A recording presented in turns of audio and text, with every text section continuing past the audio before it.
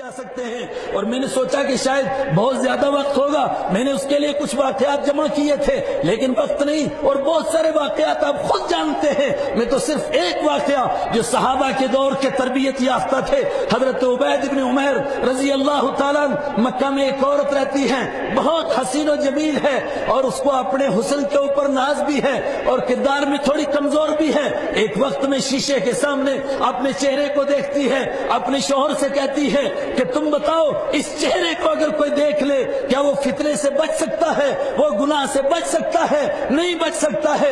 اس چہرے کو جو بھی دیکھے گا وہ فتنے میں پڑ جائے گا۔ اس کے شوہر نے کہا یہ امت بانج نہیں ہے، ایسے لوگ قیامت تک پیدا ہوں گے۔ خود اس مکہ کے اندر عبید بن عمیر ایسے انسان ہیں کہ جو تجھے دیکھیں گے مگر اس کے باوجود فتنے میں نہیں پڑیں گے۔ اس نے کہا کہ مجھے پھر اجازت دیجئے کہ میں اس کو آزما لوں، ذرا امتحان کر لوں۔ شوہر نے کہا کہ آزما لے۔ اس نے کہا جا تو آزما لے، نہیں تو کامیاب ہوگی۔ وہ گئی حضرت عبید بن عمیر کے پاس اور بہانہ بنایا کہ میں آپ سے ایک مسئلہ پوچھنا چاہتی ہوں، اور اس سے پہلے وہ آیتیں نازل ہو چکی ہیں، فَاسْأَلُوهُم مِّن وَرَاءِ حِجَاب، پردے کے پیچھے سے سوال کرو، اور جب گھر سے باہر نکلو تو اپنے اوپر اپنے چہرے کو ڈھانک کر کے پردہ کر کے باہر نکلو۔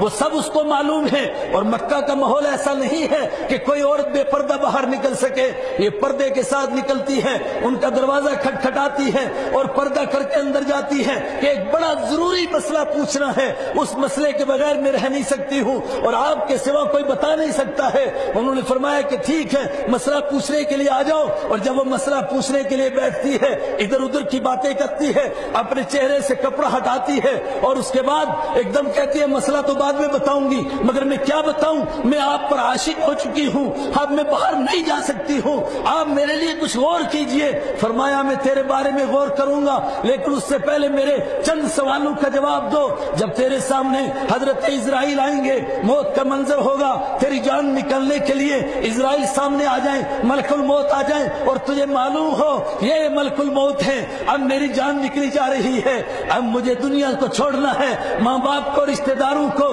سب کو چھوڑ کر اکیلے نکلنا ہے، اور گھر سے میری میت نکلنی ہے، اور کوئی میرے ساتھ نہیں جانا ہے۔ اس وقت میں ملک الموت تیرے سامنے موجود ہو، تو کیا کہہ سکتی ہے مجھے کہ میرے بارے میں غور کرو؟ اس نے کہا نہیں کہہ سکتی ہوں۔ جس کے سامنے موت کا منظر ہو، جس کے سامنے یہ وجوہ یومئذ ناظرہ الی ربها ناظرہ ووجوہ یومئذ باسرہ تظن ان یفعل بها فاقرہ، جس کے سامنے یہ منظر ہو، کچھ چہرے حشاش اور بشاش ہوں، کھلکھلاتے ہوں، اور کچھ چہرے اداس ہوں، اور ان کو لگے کہ اب کمر توڑی جائے گی، اب رب کی عدالت میں پیش کرنے کے لیے روح نکالی جائے گی۔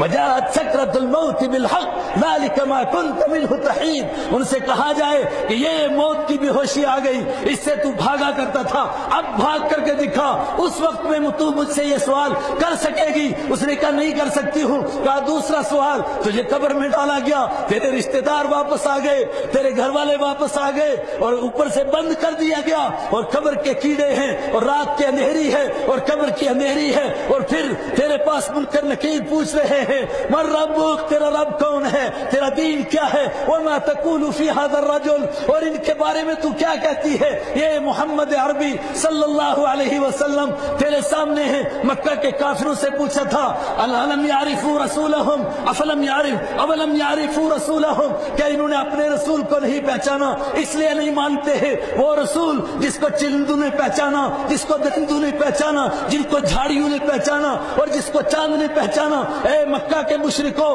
کیا تم نے اس کو نہیں پہچانا، اس لیے نہیں مانتے ہو؟ اور پھر قرآن کریم نے کہا بل جاءہم بالحق، نہیں تم نے پہچانا ہے، اصل میں وہ حق لے کر کے آئے ہیں، اور حق تمہارے حلق سے نیچے نہیں اترتا ہے۔ اس قبر کے منظر میں اگر تجھ سے یہ سوال ہو تو کیا تو مجھ سے کہے گی کہ میری ضرورت پوری کرو اور میرے ساتھ نعوذ باللہ گناہ کرو؟ کیا اس وقت میں تو یہ سوچ سکتی ہے؟ اس نے کہا میں نہیں سوچ سکتی ہوں۔ کہا آگے بڑھ جا، محشر کا میدان ہے، سب کے سب انسان حاضر ہیں اور ایک دوسرے کو پہچان رہے ہیں، لیکن لا یسأل حمیم حمیما، کوئی دوست کسی دوست کو نہیں پہچانتا۔ یومئذ ینفخ فی الصور فلا انصاب بینہم، جب سور پھونکا گیا، عدالت میں حاضری ہوئی، اب رشتہ داری کچھ نہیں، کوئی کام نہیں آ رہا ہے، اور مجرم یہ چاہتا ہے کاش آج میری جان چھوٹ جائے، چاہے میری طرف سے سارے لوگ جہنم میں چلے جائے، اور تجھے تجھے رب کے سامنے لے جایا جا رہا ہو، اس وقت میں تو یہ سوچ سکتی ہے؟ اس نے کہا نہیں سوچ سکتی ہوں۔ کہا پھر جب اعمال نامے مل رہے ہوں، اما من اوتی کتابہ بیمینہ، ہائے یہ ویسا خطرناک منظر ہے، میں اور آپ سب نہیں گھبراتے، صحابہ گھبراتے ہیں۔ اللہ نے دنیا میں لاج رکھی، اس کے دین کی وجہ سے چہرے ہمارے محفوظ رہے، اور ہمارے چہروں پر نہیں لکھا گیا، اندر کے حالات باہر نہیں آئے۔ ہر آدمی جب اپنی کتاب زندگی پڑھتا ہے اور سوچتا ہے کہ قیامت کے دن مجھے میری کتاب زندگی ملے گی، اور کہا جائے گا اقرا کتابک کفی بنفسک اليوم علیک حسیبا، پڑھ یہ تیری کتاب ہے، آج تو اپنا حساب لینے کے لیے کافی ہے۔ اور آدمی دیکھے گا مالی ھذا الکتاب لا یغادر صغیرا ولا کبیرا، یہ کیسی کتاب ہے، نہ رات کی تنہائی کو چھوڑا، نہ دن کے اجالے کو چھوڑا، سب کچھ اس کے اندر موجود ہے۔ پھر کیا ہو گیا؟ اس وقت میں تو اس کام کے اس برے گناہ کا تو خیال کر سکتی ہے۔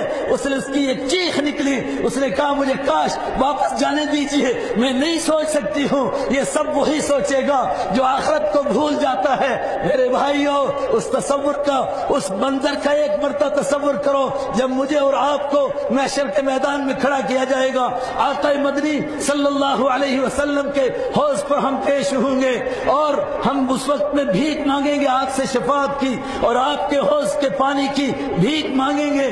اور آپ وہ حدیث میں سن سکے کہ اس وقت میں ایسے بدنصیب بھی لوگ آئیں گے جو آگے بڑھیں گے، اور میں ان کو پانی دینا بھی چاہوں گا، لیکن جبرائیل علیہ السلام کہیں گے یہ نام آپ کا لیتے تھے، کام کسی اور کا کرتے تھے۔ میں کہوں گا سحقن سحقن، تم نے مجھ کو بدنام کیا، میرے صحابہ کا نام رکھا، اور تمہاری بیٹیوں نے میرے بیٹیوں کے نام رکھے، میری بیویوں جیسے نام رکھے، اور کام تم نے وہ کیے جس سے یہودی بھی شرمائے، جس سے عیسائی بھی شرمائے، جو حیوانوں سے بدتر کام کیے۔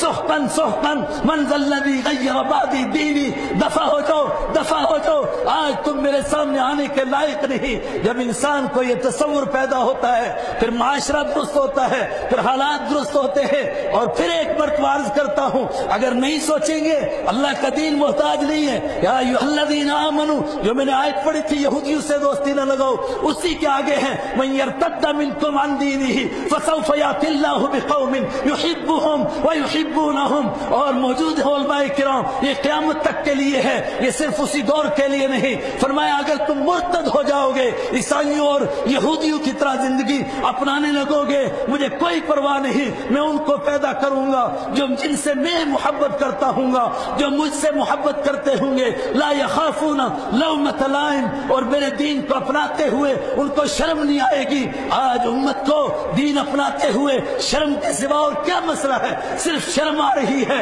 فرمایا بے شرموں، پھر ان کو پیدا کروں گا جن کو شرم نہیں آئے گی۔ مومن وہ ہوتے ہیں انما ولیکم اللہ ورسولہ والذین آمنوا، تمہارے دوست صرف اللہ ہے، تمہارا دوست اللہ کا نبی ہے، تمہارا دوست وہ ایمان والے ہیں جو نماز قائم کرتے ہیں، زکوٰۃ ادا کرتے ہیں، اپنے مالک کے حقوق کے آگے جھکے رہتے ہیں۔ اور کسی کے دماغ پہ شیطان داخل کرے کہ پھر تو امت خطرے میں پڑ جائے گی، جواب دیا ومن یتول اللہ، جو اللہ سے دوستی لگا لے گا فإن حزب اللہ هم الغالبون، پھر اللہ کی جماعت ہی غالب آتی ہے۔ کاش کہ ہم اس بات کو سمجھیں، اس نقطے کو سمجھیں، دین ہمارا محتاج نہیں، ہم دین کے محتاج ہیں۔ اور آج حالات بالکل ایسے ہیں جو تیزی کے ساتھ لوگ ایمان لا رہے ہیں۔ ہمارے شروع کے مہمان مکرم نے کہا تھا جہاں یہ خوش آئند بات ہے، یہاں یہ خطرے والی گھنٹی بھی بج رہی ہے کہ کہاں یہ جو صدیوں سے نمازیں پڑھنے والے تھے اور جن کی پیشانیوں کے اوپر نشان تھے، کہیں ایسا تو نہیں ہے کہ ان کے لیے یستبدل قوما غیرکم ثم لا یکونوا امثالکم کا اعلان ہو گیا ہے کہ اگر تم میرے دین پر نہیں چلتے ہو، میں ان کو لاؤں گا جن کو سنتیں اپناتے ہوئے شرم نہیں آئے گی۔ وآخر دعوانا ان الحمدللہ رب العالمین۔